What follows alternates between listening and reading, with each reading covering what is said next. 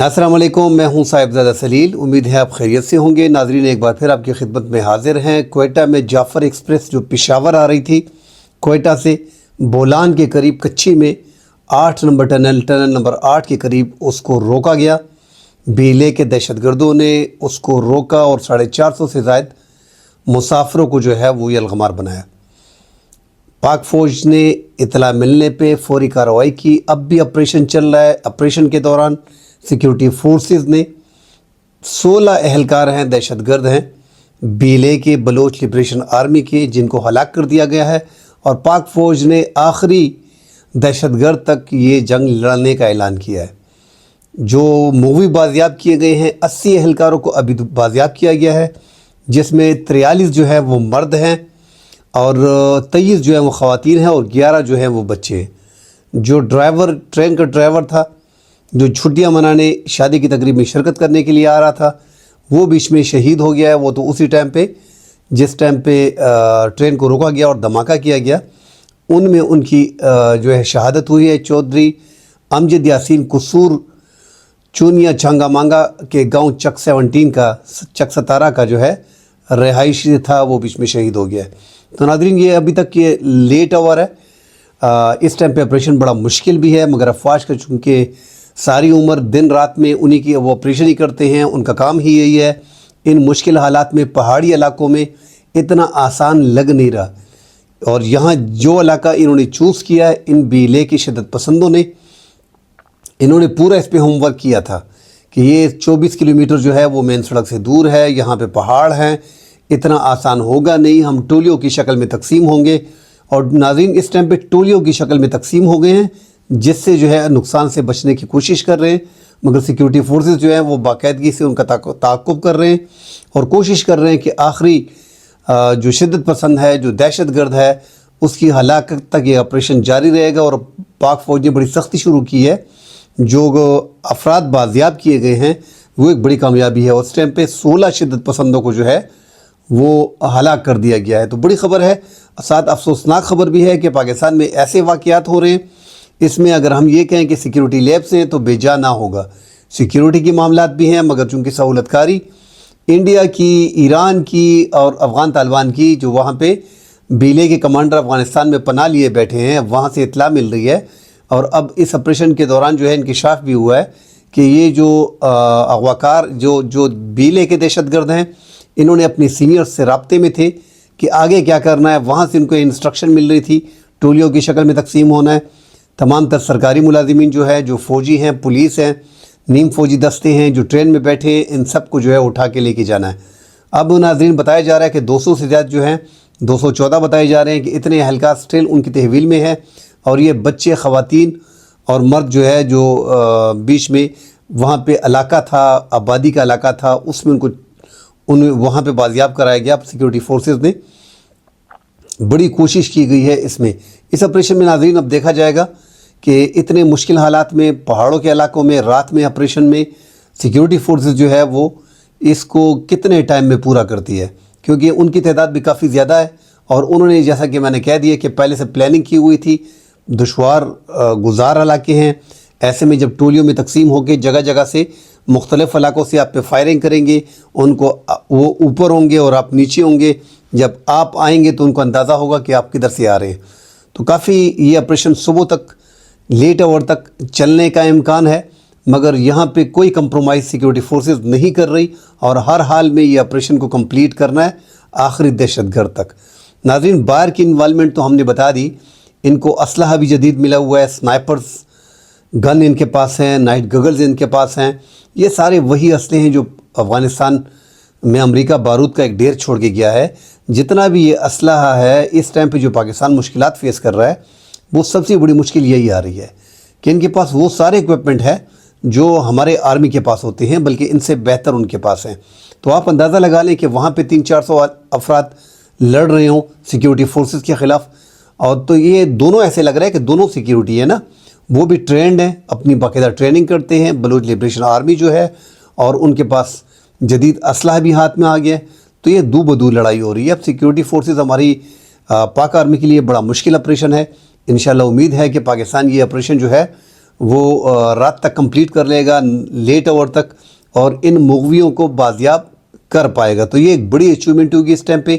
پورا پاکستان اس ٹائم پہ صدمے میں ہے، کیونکہ ایک ٹرین کو روکنا پوری دنیا میں مذاق اڑایا جا رہا ہے۔ ہم دیکھ رہے ہیں کہ انڈیا میں جو ہے وہ شامیانے بجائے جا رہے ہیں، اور پاکستان میں بھی ہمارے کچھ پاکستانی ہے، اللہ معاف کرے، سیاسی اختلاف اپنی جگہ پہ، وہ مسلسل جو ہے سوشل میڈیا پہ تنقید کر رہے ہیں اور اس حملے پہ جشن منا رہے ہیں۔ وہ ہم پہلے بھی اس پہ بات کر چکے ہیں کہ تحریک انصاف جو اس ٹائم پہ عمران خان اور حکومت اور اسٹیبلشمنٹ کی جو انبن ہے، وہ کم از کم ایسے معاملات میں سامنے نہیں آنے چاہیے تھے۔ بہرحال ہم پہلے جو اس پہ ڈیٹیل سے بات کر چکے ہیں کہ آیا اس کا نقصان کیا ہوگا جو تحریک انصاف کا اگر وہ سوشل میڈیا کمپین کرتی ہے۔ ناظرین، اس کا بڑا نقصان یہ ہے کہ ایک ان کی لوگ زیادہ ہیں، ان کا مطلب ایک پاپولر لیڈر ہے تو ان کے پاس لوگ زیادہ ہیں، سوشل میڈیا پہ ان کے ایکٹیوسٹ جو ہیں وہ بہت زیادہ ہیں، اور زیادہ تر جو ہے ناظرین وہ باہر ملکوں میں ہے اس ٹائم پہ، یورپ میں، امریکہ میں، جتنے مغربی ممالک ہیں، یورپ، گلف کے ممالک ہیں۔ خیر گلف میں تو ابھی سختی آ گئی ہے، تاہم جتنے بھی بیرونی ملک مقیم اوورسیز پاکستانی ہیں، 90 سے 95% جو اس ٹائم پہ ہے وہ تحریک انصاف کے ساتھ ہیں۔ وہاں سے باقاعدہ جو ہے وہ ٹویٹس کی جاتی ہیں ہزاروں کی تعداد میں، اور پاکستان میں جو پھر ناسمجھ بیچ میں جو عمران خان سے محبت کرتے ہیں، وہ بیچ میں ان ٹویٹ کو اٹھا کے وہ آگے شیئر کرتے ہیں، اور وہ کافی تعداد میں فیس بک پہ، ٹویٹر پہ، ایکس پہ جو ہے وہ چل رہے ہیں اس ٹائم پہ، انسٹاگرام پہ اور ٹک ٹاک پہ۔ تو زیادہ تر پھر کیا ہوتا ہے کہ اپنی فوج کے خلاف بات کرنا، ایسے ٹائم میں لوگ سپورٹ کرتے ہیں اپنی سیکیورٹی فورسز کو، چاہے اختلافات ڈفرینسز جتنے بھی ہوں، مگر یہ ایک ایسا موقع ہوتا ہے کہ مشکل حالات میں آپ کو اپنے ملک کے ساتھ کھڑا ہونا پڑتا ہے۔ اب یہاں پہ ناظرین بلوچستان میں جو گورنمنٹ ہے، اس کا حل کیا ہے؟ ان جو ہم دیکھ رہے ہیں کہ بلوچستان میں جو حالات سازگار نہیں بن پا رہے، اور مستقل 10-15 سال سے ہم دیکھ رہے ہیں کہ اس میں دن بدن جو ہے وہ اضافہ ہوتا جا رہا ہے۔ اس کا ناظرین اس کو ٹیک اپ کرنے کے لیے ایک تو آپ کو عوامی نمائندے چاہیے ہوتے ہیں۔ اب یہ جو موجودہ حکومت بنائی گئی ہے تو ہم دیکھ رہے ہیں کہ یہ ایک ڈمی گورنمنٹ ہے، تو ڈمی گورنمنٹ پہ یہ نہیں ہوتا، کیونکہ ان کے پاس عوام کی طاقت نہیں ہوتی۔ اگر وہاں کے منتخب نمائندے اور جو پرانے وہاں پہ بابے بیٹھے ہیں، اختر مینگل ہو گیا، چکزئی ہو گیا، دوسرے تیسرے جو سینئر پولیٹیشین وہاں پہ بیٹھے ہیں، سابق وزراء جو بیٹھے ہیں وہاں پہ، گورنر 3-4 سابق بیٹھے ہیں، باقی وہاں پہ جو جیت کے آتے ہیں تو وہ لوگ عوام میں ان کی جڑیں ہوتی ہیں، وہ ان سینئر پولیٹیشین کو بٹھاتے ہیں، اپنے لوگوں کو بٹھاتے ہیں، اپنے لوگوں سے ملتے ہیں، اس کے مطابق آل پارٹیز کانفرنس بھی ہونی چاہیے، تمام تر سیاسی جماعتوں کے ایک پیج پہ بھی ہونا چاہیے، پھر تب جا کے یہ معاملات جو ہے وہ کنٹرول ہوں گے۔ اگر ہم ہر چیز کو ڈنڈے کے زور پہ، بندوق کے زور پہ کرنے کی کوشش کریں گے تو پھر وہ خراب ہو جاتی ہے۔ ایک ٹائم آتا ہے، دہشت گردوں کے ساتھ کوئی نہیں بیٹھتا، ہم یہ نہیں کہتے کہ دہشت گردوں کے ساتھ بیٹھ جائیں، مگر سب سے پہلے مذاکرات۔ اگر آپ وہاں پہ ڈمی حکومت بٹھائیں گے اور زبردستی کریں گے تو پھر یہی حالات نکلیں گے۔ کوشش ہونی چاہیے کہ ایک جمہوری حکومت وہاں کا مینڈیٹ جو لے کے آتا ہے وہ بیٹھا ہوتا ہے، تمام تر سیاسی جماعتوں کو۔ اب تو مینڈیٹ اس ٹائم پہ تو چلو جو بھی حکومت بنی ہے وہ بنی ہے، مگر ابھی بھی ایک بہترین موقع ہے کہ تمام تر سیاسی جماعتیں اکٹھی ہوں اور اس مسئلے کو سیریسلی دیکھیں، بلوچستان کے مسائل کو۔ یہ جو آج حملہ کیا گیا ہے، یہ ایک پورے پاکستان پہ حملہ کیا گیا ہے، ایک بڑا حملہ ہے، اس میں کوئی معافی تلافی نہیں ہے۔ آج کا آپریشن جس طرح کہا جا رہا ہے کہ آخری سانس تک لڑنا ہے، بالکل میں بولتا ہوں جتنا آپ نے فائٹر جیٹ یوز کرنے، جتنا آپ نے ڈرونز یوز کرنے، آپ کریں، آپ کے پاس یہی موقع ہے۔ مگر چونکہ بدقسمتی ہماری یہی ہے کہ وہاں پہ ان کے پاس جو ہے وہ مغوی ہیں جو انہوں نے گرفتار کیے، ان کو اغوا کیا ہوا ہے، تو یہ بڑی ایک پریشانی میں جو آپریشن میں جو ہرڈل آ رہی ہے وہ سب سے بڑی ہرڈل یہی ہے۔ اور دوسرا جو ناظرین ہم اس کے سلوشن کی بات کرتے ہیں، سلوشن مذاکرات سے ہوتا ہے۔ آپ دیکھیں جتنے بھی آپ جنگیں کر لیں آپ کو بیٹھنا پڑتا ہے، لاکھوں لوگ مر گئے، روس کی، یوکرین کے، ٹرمپ نے کہہ دیا کہ آپ راضی نامہ کر لیں، اب دونوں طرف ہیں، راضی نامہ بھی ہو رہا ہے، لاکھوں لوگ مرے، 1 ملین لوگ ایک سائڈ سے، 7-8 لاکھ لوگ دوسری سائڈ سے، اتنے لوگ مرنے کے بعد پھر بھی بیٹھنا پڑتا ہے۔ تو میز پہ بیٹھنا پڑے گا، تمام تر سیاسی جماعتوں کو بیٹھنا پڑے گا۔ سیاسی جماعتیں جب ایک فیصلہ کر لیتی ہیں، چاہے وہ چھوٹی جماعت ہو، بڑی جماعت ہو، اسٹیبلشمنٹ کے ساتھ بیٹھ کے ایک مذاکرات کا عمل شروع کرے بلوچستان میں۔ اب بلوچستان میں جن جن سے ملاقات کرنی ہے، جن جن کے ساتھ بات کرنی ہے، جو قومی ادارے میں آنا چاہتے ہیں ان سے بات کی جائے، اس کے بعد ایک فل فلیج آپریشن کیا جائے، تاکہ یہ چیزیں مکمل طور پہ ختم ہوں. چھوٹے موٹے آپریشن سے اب مزید کام نہیں چلے گا. پہلے مذاکرات کا راستہ، مذاکرات کے بعد فائنل آپریشن کرنا پڑے گا، تب بھی یہ سارا ماحول کنٹرول ہوگا. اپنے بارڈر کو سیکور کریں، اور انڈیا کی جو انوالومنٹ ہے یہاں پہ کنٹرول کرنا ایجنسیوں کا کام ہے کہ کیسے اس کے کاؤنٹر کرتے ہیں.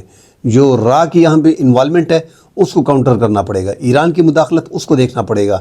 افغانستان کے ساتھ بالکل معاملات ویسے بھی بڑی کشیدہ ہیں.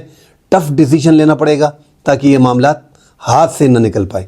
اللہ کرے رات تک تمام تر شدت پسندیں جو ہیں ان سے یہ مغویوں کو بحفاظت بازیاب کرا لیا جائے اور شدت پسندوں کو انجام تک پہنچا دیا جائے.